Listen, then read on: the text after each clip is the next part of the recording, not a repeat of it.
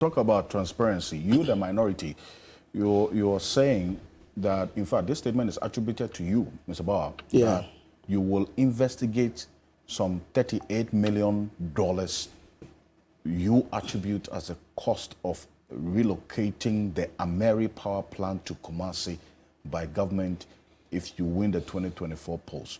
The Energy Ministry has come out to contest this $38 million. So what did they put? Where do you get that figure from? So what did they say? No, they said that the entire project itself does not cost that much. In fact, how much does it cost? We'll play. Now, there's the person who took over from you, who speaks for the Energy Ministry. Nobody took over from you. Yeah. Okay. We spoke to him. Okay. Before the commissioning, in fact, during the commissioning of this project listen to him. In Kumasi, the Kumasi 1 Thermal Power Plant, formerly known as the Ameri Power Plant.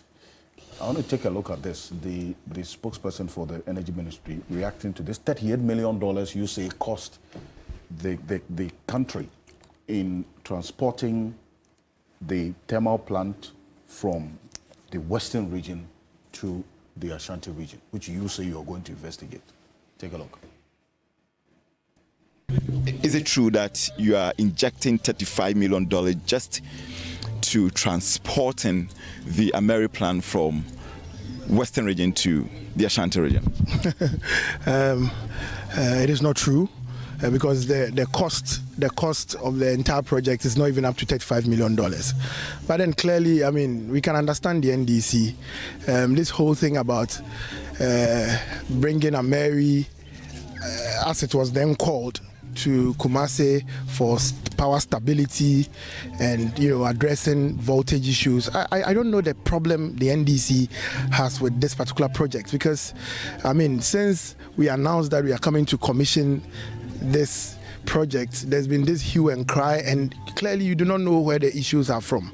For example, they even talk about we renaming it and all of those things. I mean, if you look at the precedents, it is quite clear that just like we have in other places, we have 1 Thermal Power Plant. I mean, we look at the name of the place and then we also look at the sequence. So if we name this as Kumasi 1 Thermal Power Plant, it is just in sync with precedent. So where did you get this $38 million from? So, okay, so let me start first. Should I do this presentation as a body of just the whole American, or just that $38 million thing that you want me to address?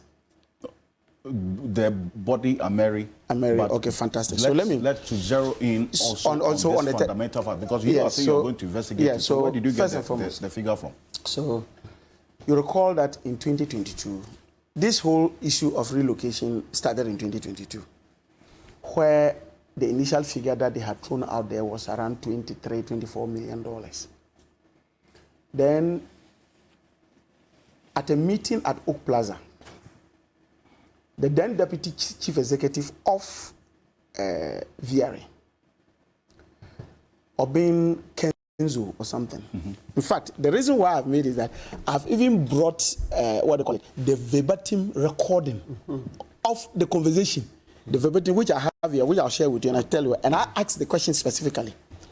I asked him on 2 things. I said, first, how much was the project going to cost?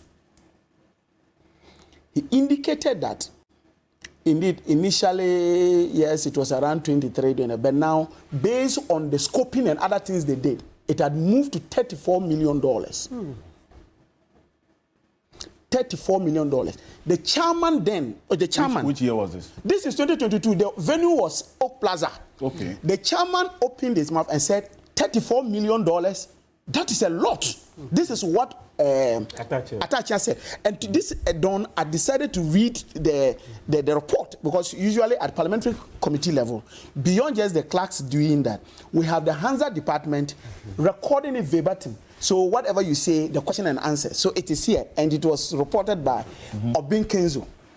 That's why we had indicated. And 2, they had sole sourced it and given it to Metilonus. You remember Metilonus? Does that name ring a bell in your ears? The PDS deal. Not the PDS, the renegotiated Ameri deal. You recall that the renegotiated Ameri deal that ended the political career of Boache Jaco. It was Metilonus that was behind it. It's the same company, and I remember that renegotiated deal. Myself and Kojo Poku were on the same side. I remember very clearly. Then he was a civil society. He worked closely with me to oppose it. We are always. You see, he worked closely with me to oppose it. Are you getting the point I'm making? And then, so... Are you saying now he's... Oh no, but now he's a big man. So we are always on the same side. That's why you guys inflated it by 800 million. So are you getting the point? Okay. Then that same company finds itself back now to the relocation of Ameri, and the figure moving from $24 million to $34 million. And I'm quoting and I'm using somebody that said, Obin Kenzo, then the deputy, I think he was the deputy chief executive or something, indicated that. And then gave, what do you call it, what's his name again? Gave us the company and said it was sole source. We asked for a breakdown of that. He promised that the following Monday, it was a weekend, the following Monday, he was going to submit the breakdown to us. As we speak today, that document has not come. They'll never do it. That document has not come. And so that's why we are saying that beyond just all the hula baloo and the commission and other things, this is a project that we will investigate and get to know what constituted the $34 million just to relocate it from Abuaze to what. And you are not even relocating all the plants. Out of the 10, you are only relocating 6 to Kumasi. So what went in and changed the figure to from $20-something million to about to $34 million. That's the first point. 2, you see. Okay, the Obin Kenzo I see here is Edward Echo Obin Kenzo. Kenzo. It's VRA. Yes. Yes. It is indeed the case. Yes. So no, I know what I'm talking about. And the venue, I know what I'm talking about because I personally asked the question. Website and if you look at it, after that, I'll share the document with you. If you look at the, I asked him that specific question. Now, he's actually still the deputy chief executive of VRA. VRA, okay, fantastic. So I'm quoting him. I'm quoting him for that.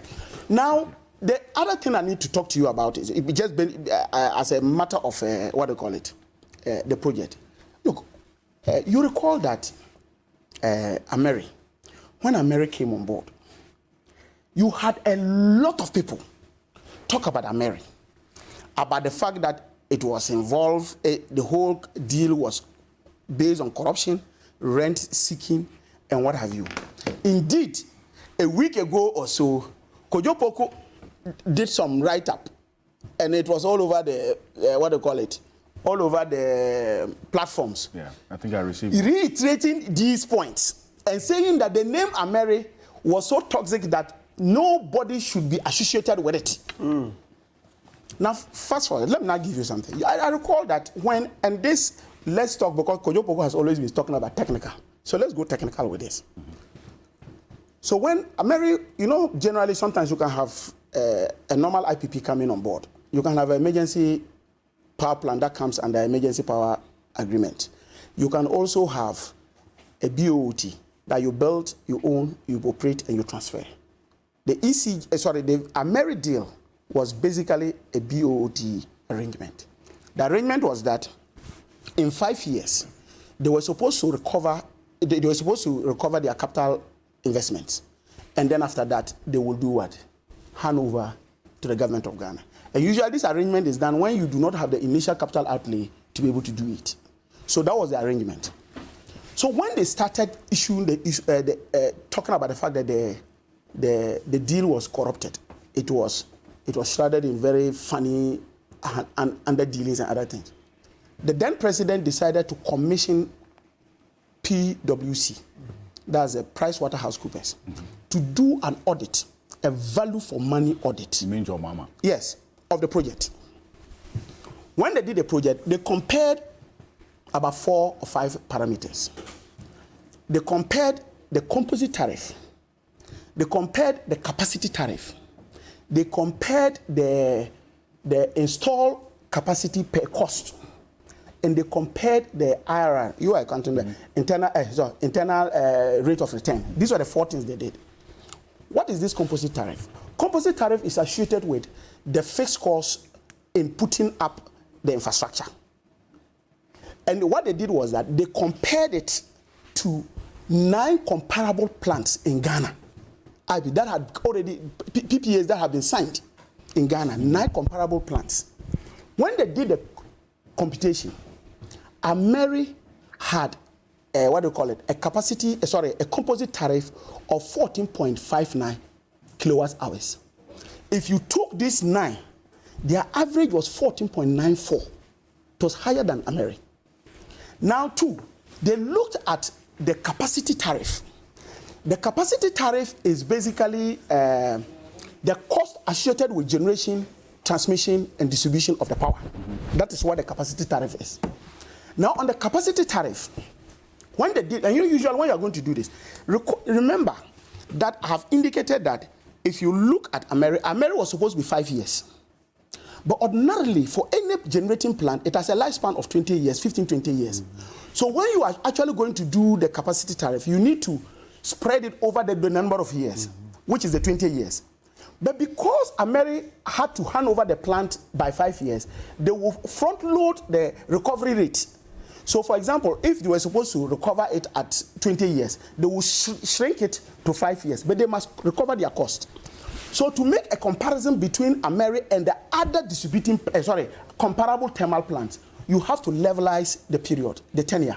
So instead of 5 years, so you will have to make it 20 years because they are all the same type of plant. So when you do it 20 years, you can then calculate their their capacity tariff. I don't know whether I'm making sense. Oh, very simple. Yes. We understand. Yeah, you understand. Yes. So you have to do that. When they did that, Ameri was the lowest. Was the lowest? Was the lowest. Publish the report. Oh, I wrote an article 2017. I wrote a full article on that. Bring out the report. Then 3. They then looked at the installed capacity per cost. And this one is basically, you look at the total cost of the project and then the total capacity of the project, and you do a simple so that you know per unit how much it costs. When they did that, Ameri was still the lowest.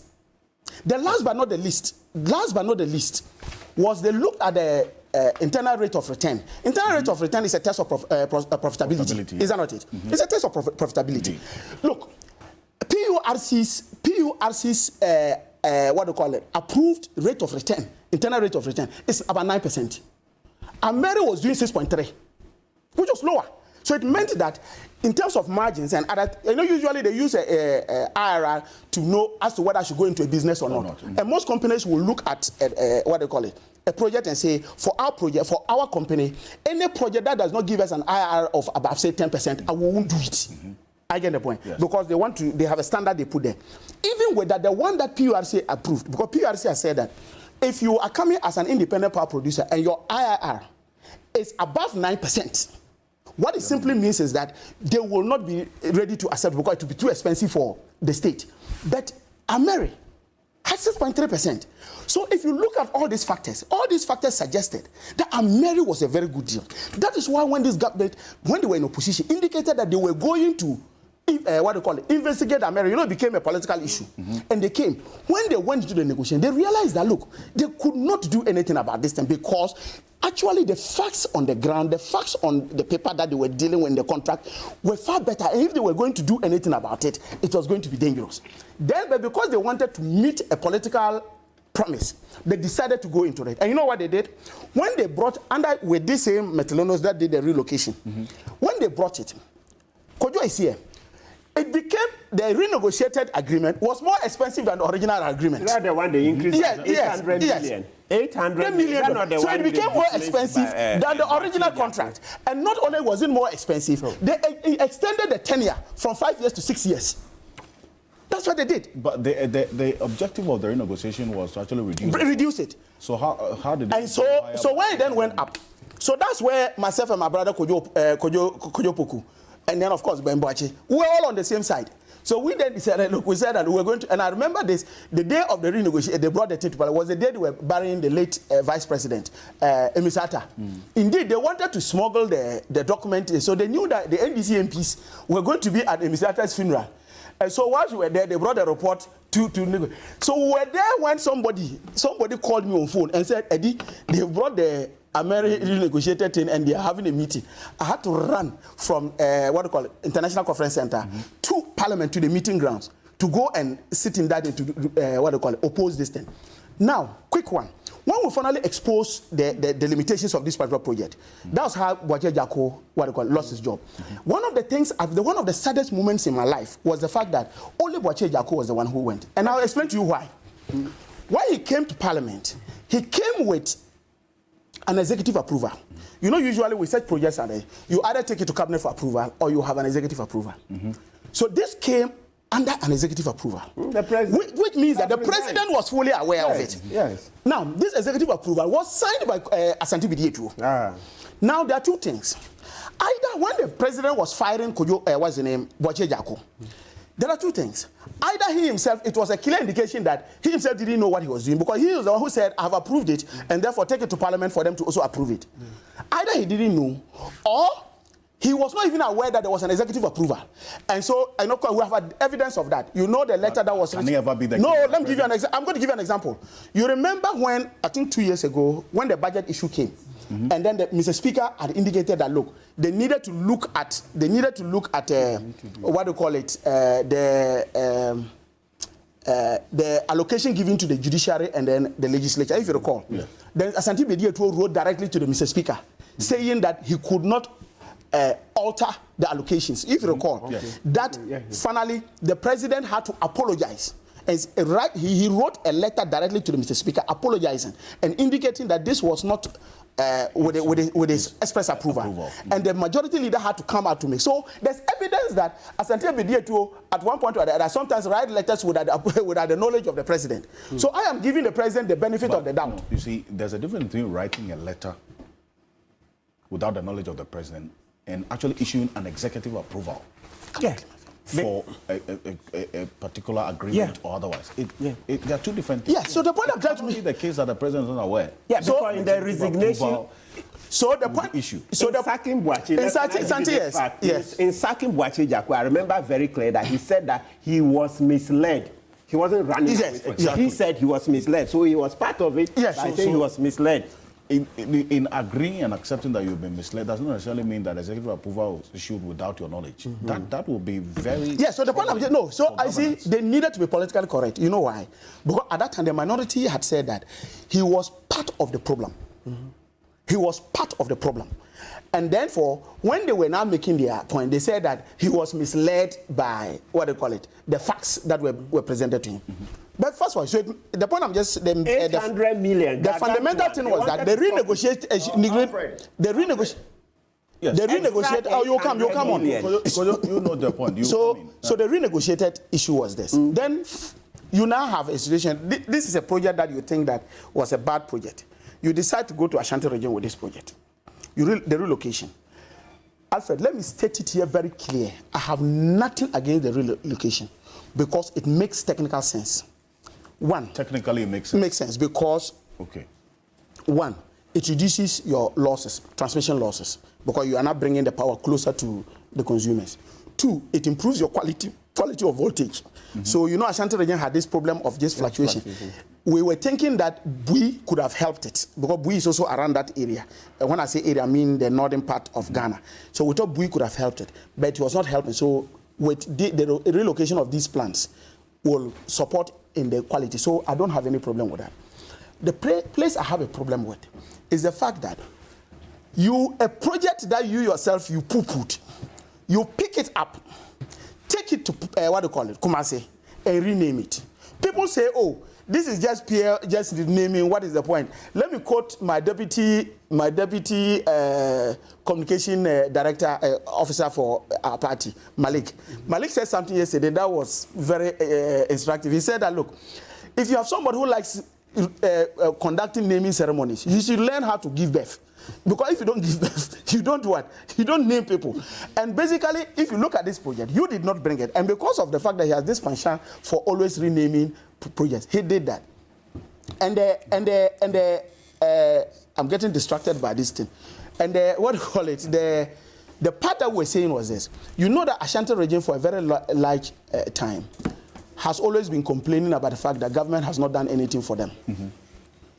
they saw this particular project as if it was a project that was meant for that, oh, we have brought a project to you, and it becomes part of a political value that they will make. And we were trying to expose the hypocrisy of it. And that's just the point I'm making. But basically, based on the facts, Alfred, on the ground. Alfred, if you leave No, hold on. I'll finish my point. So I'll finish my submission. I think that it was worth establishing a number of things. So getting to understand the reason why you question the cost of it, the details you have given is important. Yeah. And that's why, Kojo, we need to know what has led to this cost that have been put but up. if you leave it with Bawa, he will make all the political Because he has the information. Because you made reference to the fact that he was part of political committees on some of these things. So he understands and he knows the information about what went into this. So it's worth hearing from him. Well, but now, let at this point, yes, Kojo. Let me explain. You see, there is always a saying that good is the enemy of great. The reason we say good is the enemy of great is that whenever we think that something is good, we accept it and we don't want to excel for better. I agree with my brother, Edward Bauer. And Mr. Bauer, Honorable Bauer, me and you are always on the same side, though. We've never departed the sides. We are always on the same side on all issues. You know me, in 2015, 2014, you can play all the tapes with me on Alfred on various programs. I actually supported the Ameri deal because at that time I said that if you go to the market without any money and somebody gets one hand over you, it's a business transaction and you lost out. It does not negate the fact that it was a bad deal. The fact that somebody got one over you in business doesn't make it a bad deal. It doesn't mean that it's a good deal, sorry. You see, you keep using words like internal rate of returns, and at the time when you do analysis of existing plans and blah, blah, blah. When most of our mothers and fathers and sisters go to China and they see a product and they realize that that product is $1 in China, but in Ghana it's 60 cedis. They quickly buy it, come to Ghana, and the cost of landing that product in Ghana is probably 18 cedis. But because the existing product sells in Ghana for 60 cedis, they will also sell it for 55 cedis, just reducing it by 5 cedis. It doesn't mean that it is a good deal that the person is giving Ghanaians. It means that by business, he is also trying to make the best out of what he can. It doesn't make it the best. And that is the comparison you are making. The existing plans that were in Ghana at the time that you guys were trying to compare Ameri with, those were negotiated badly. Those plans, what were the plans at the time? We only had TICO and TAPCO. These are old plans that have been here for years. The only time that we did some of these PPAs with thermal plants before Ameri came on is the likes of Asogli and all these long-term infrastructure projects. The Ameri plant at the time was meant to be an emergency power, something that can come in quickly with little civil engineering and little work and give Ghanaians power. We know the facts, and nobody can dispute these facts, that if we had gone directly to us $220 million, that's the fact. Nobody. Okay. We agree that GE would take time in making sure that those machines were made to your specification. So under the emergency situation, it was not possible to buy directly from GE. And again, we didn't have the money to now say that GE, we are paying. So the Ameri transaction happened. But Ameri themselves also did not have the machines. And it's a fact that the people who had the machine was Miscellaneous, Metka, a Greek company. And they published it on their website that they are coming to Ghana with their 10 GE machines for $360 million. It's a fact. Nobody can dispute that. So what everybody complains about is that you can do all the explanation. You can say all the things that you wanted to say. All we are saying is that there was a procurement of power which came into Ghana at $510 million. But the company that came into Ghana to do the work, Metka, Miscellaneous, only basically gave that machine out for 5 years at $360 million. So somebody, the middleman, made away with $160 million. I see. That's all we are saying.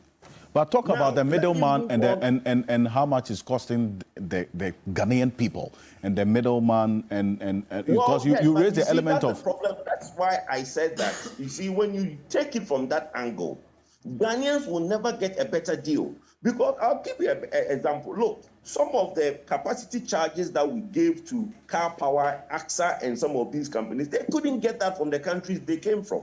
But could you was The that Car what Power capacity that. Say that again. what was the renegotiation? If we talk about, if we take it from that angle, the Ghanaians will never get a better deal. What was the renegotiated deal that you? I mean, I'm talking about the MPP.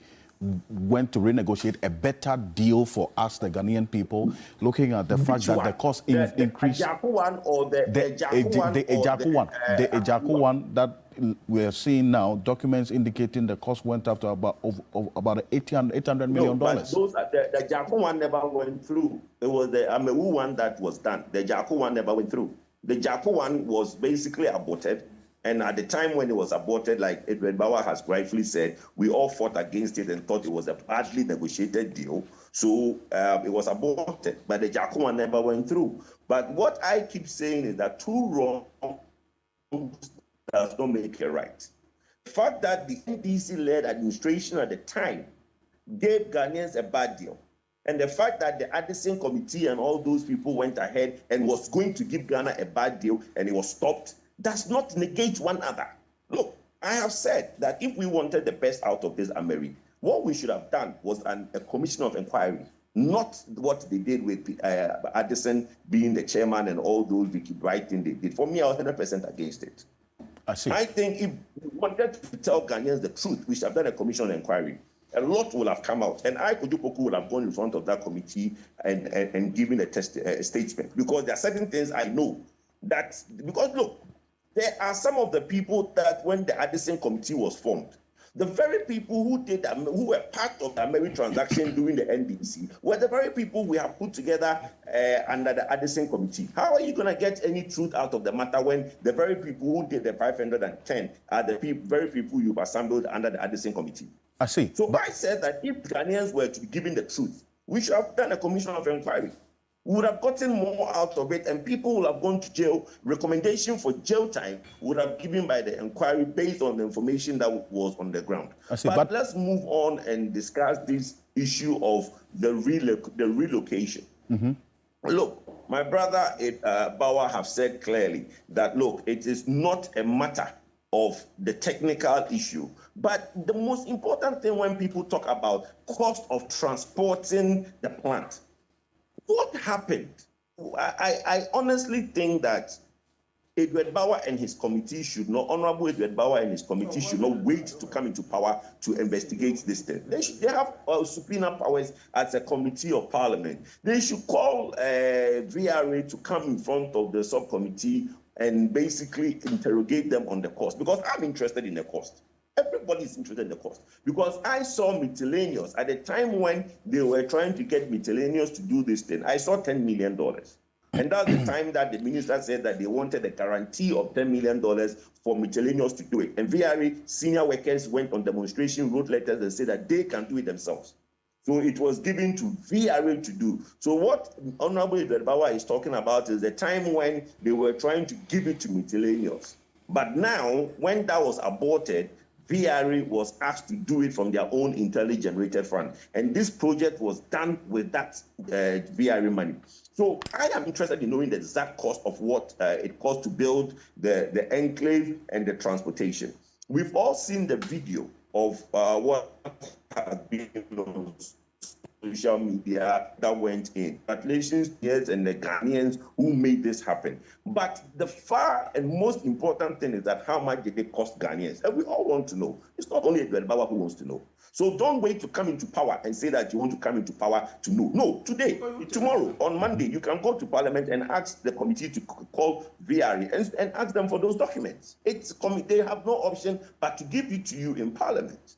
Okay? But the point is that if we want to know that it is a cost, it's not a cost of transporting, because on social media, people think that, just putting the generators on the cars to be moved from Takrady to Kumasi, it is what is costing 35 million. No. You've seen the video. You've seen all the engineering work, the civil engineering, the electrical engineering, all the work that went on to build it. They built structures. They actually built offices, did the concrete work and everything. We've seen the video. That is what they are saying that cost that much. I don't know how much it cost, but it's of public interest to know how much it costs. If it's not forthcoming, there is right to information. I mean, we can write to them through right to information to ascertain, and we'll get it. So that one is not somebody waiting to come into power. It's something that everybody is interested in knowing. So you support that call for at least the establishment of exactly how much it cost the taxpayer? 100%. 100%. Why would nobody look? I'm a Ghanaian like you. You see, I don't know why all of a sudden people think that the Kojo Poku of civil society, who always want the right thing. Well, it is your pronouncement. It is your pronouncement that sometimes get people confused as to who you were and who you are now. I correct you. No, with the pronouncement where I correct you and I correct Martin Pebu for calling the vice president the crook, that is what makes my pronouncement any bad. Well, I don't talk about everybody who knows Martin, Alfred. You've interviewed me for over 15 years. You know I don't stand for certain things. You can't change Kojopo. It doesn't matter who I'm a chairman for or what party I belong to. Every time that I sat on TV3 for the last 15 years, I was MPP blue blood 100%. But I'm dead in the middle on these issues. It doesn't mean that I've changed. It means that I stand for the truth. So 100% we want to know the cost of the VRA project. Why would we not want to know? Well, since you talk about correcting me, I don't know exactly what you meant by that, but if it's about what Martin Pebu said, if it's about I'm coming. Relax, don't worry. I'm coming to that. Don't worry. If it's about what Martin Pebu said and what you said earlier, in indicating that he said, we have the video. I'm going to recall this because yes, I mean sometimes things slip through. We may not get it right every time, every now and then. But for this particular issue of ensuring that what is said is within a particular context, and when it is outside of it, I exercise that right as the host of this program to call people to retract or apologize. If you follow this show, I do it the best way possible. So since you said that Martin Pebu made a statement and you categorically indicated that he called the vice president a thief, and I allowed it, this is what he said exactly, for the benefit of our viewers, so that the people who are lying to you will not take what you have said hook, line, and sinker and think that that's the truth. This is it. Involved in, representing some people, so I understand a bit about the transaction. What we are saying is that, listen, this thing is not about private sector or public. It's about the human beings. You have crooks. Bawumia sat down there and changed the guarantee, right, from bank to insurance. And it's been one of the big problems. So it's the human beings. It's the integrity deficit. It's not about public or private. Look at China. What didn't the US and Co say? Look at China. You know how much China, the Chinese government is involved in business? Well, so that's just for the benefit of our viewers. At no point did Martin Pebu call the vice president a thief.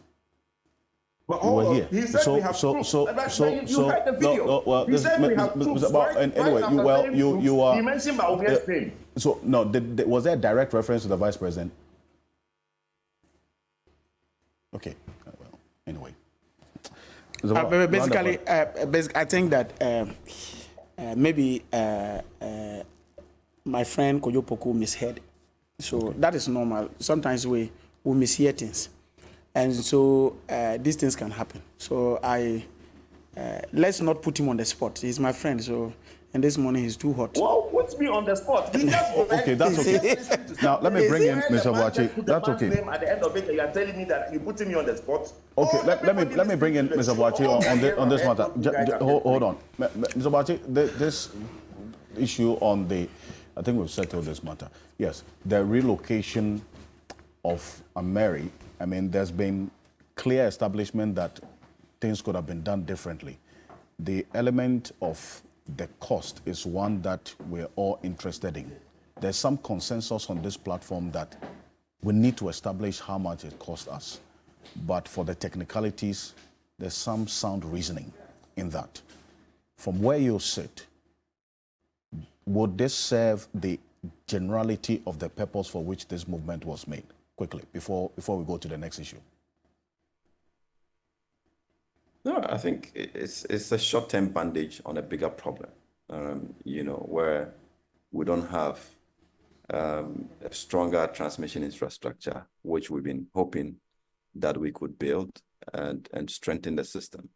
So rather than strengthen the transmission infrastructure to be able to wheel power, we think that relocating power plants to Kumasi is the solution. Meanwhile, we are even exporting power all the way to Burkina. So are we going to build power plants along the border as well to be able to send the power to them? I think there are technical ways of addressing problems, and our advocacy has focused on ensuring that at all times the decisions we take are very optimal and they make sense with the resources that we do have. And we have indicated time and again that this relocation was extremely unnecessary at this time, particularly when the under recoveries in the sector are extreme and costing us billions every year. It would have been, it's certainly a terrible decision to add on to that burden. But essentially, that's what the politicians have done, to add on to the cost. As of now, we're still looking for how much it costs us to do the relocation. The initial attempt was going to cost us about $71 million in 3 years to do that. That didn't happen. And we had, VRA wanted to do it by itself, but it also has other contractors in the mix. So we will get a sense of how much that relocation is costing us. But on the gas side, where we are moving the gas from where Ameri was and was accessible, to the existing gas infrastructure, it's going to cost us almost $2 billion plus in 16 years to be able to pay off the capacity reservation that we have with GENSA. And you recall our advocacy on that project and thought that it was a reckless decision to have done at this particular time without clear recourse to how much it's going to cost GENSA to do that infrastructure, but just to pay them those billions of dollars. I mean, if you wanted to simply put power plant in Kumasi and you have a cash flow certainty of $2 billion, you could even build a nuclear plant that will give us thousands of megawatts in Kumasi, and not, put a gas pipeline and then relocate an existing power plant at such an exorbitant, if not reckless, cost to the state and to the people of Ghana. But that is what the politics demanded, and they have done it. But all of us are going to have to pay for such a decision that has been made, rather than thinking through the problem carefully and addressing them. And you will hear the ministry or the minister say that it was Gridco's decision. If it was Gridco's decision to spend $2 billion plus to build power plants, then they don't even qualify to be advising the minister himself on those kinds of decisions, right? How do you optimize $2 billion when you have it today? That is the critical decision, and not just saying that we need generation. You need generation at what cost? It should be part of the decision-making. It should be part of the thinking process of improving the grid. But beyond that also, I mean, the gas we have, the reason why there is doomsday in Ghana today is because we don't have enough gas. So sending another plant to Kumasi doesn't mean that you have more gas to be able to fix the problem, right? So it's the same gas that you're going to move, deny other plants, and be able to send it to Kumasi and pay transmission charge for the gas that will be sent to Kumasi to be able to generate power. So the cost of generation essentially has gone up. And in the coming days, we'll be doing the numbers to show by how much, that would have gone up by this singular decision, for which we would have to adjust the tariff to be able to absorb that cost, and also deny some plants, either in the west or in the east, of the gas that they need to be able to generate power. I see. So talk about the gas to generate power. So the cost element still comes in here. All things being equal, going forward, it's going to cost more, and that would also influence some tariff increment. No, but the infrastructure is not the politicians who are going to pay for it. It's the people who are going to pay the $2 billion plus for the relocation and the infrastructure that has been developed. All right. And that's what we thought, that you do first things first. Even if you had $2 billion to do it, which investments within the power sector today is more critical to ensure that we can stop subsidizing the power sector and at the same time improve infrastructure. And we thought that by building a robust transmission infrastructure from Kumasi to Pokuase would have improved the flow of power from all over the country to the Middle Belt, and also rationalizing the use of the power plant, which is already in the Middle Belt, all right, making sure that they can generate the minimum that they can all year round, and not put pressure on it to generate more than it can do or should be doing as a regular baseload plant. That would have been useful to stabilize the power in the Middle Belt as well. But it required the thinking that nobody wants to do, all right, but just pumping in the political settlement angle to be able to do the kind of investments that we are getting committed to. Bambache, thank you very much for joining us here on Key Point on this matter. And remind you that we're live on 3FM 92.7, also on TV3 Ghana on Facebook, and DSTV channel 279 all across the world on 3news.com. We're also live on a number of radio stations across the country. This is the key point. The next issue, Alfred, can I quickly say something on what Bambache said, please? In a minute, quickly. Yes, in a minute, please. I mean, Ben made the point of this $2 billion. Look, we are all worried about the agreement that was signed by GNPC, and he's right to point it out. What I'm trying to assure everybody is that that agreement has to be novated to Ghana Gas, who is now the gas aggregator. And in terms of all these concerns being addressed by the civil society, ASEP, and other institutions, that concern will be looked at. We don't think that, yes, the $2 billion he mentioned is not money that has been spent. It's money that will be spent over a period of time if the agreement signed between GENSA and GNPC is not looked at and certain things corrected. So there is that issue of novating the agreement from GNPC to Ghana Gas, but in doing that, we will look at the terms under which that was done, because we all agree that the terms were not the best. Okay, thank you for that.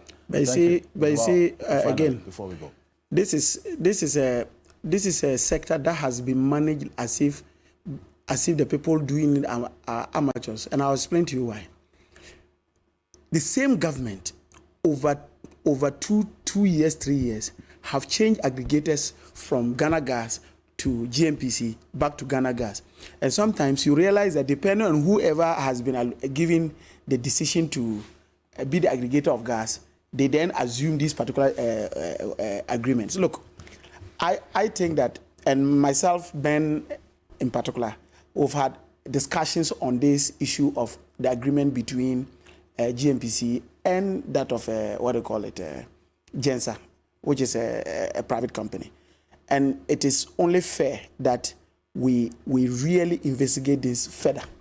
And I am happy that Kojopoku is saying that they were going to look at it. They should better look at it, because I have had situations where even my party has had the occasion to address it and talk about the shortest end of the stick being handed over to Ghana through GNPC in that particular agreement. So this is an agreement that we should all be interested in and see how we can investigate it and get it properly done.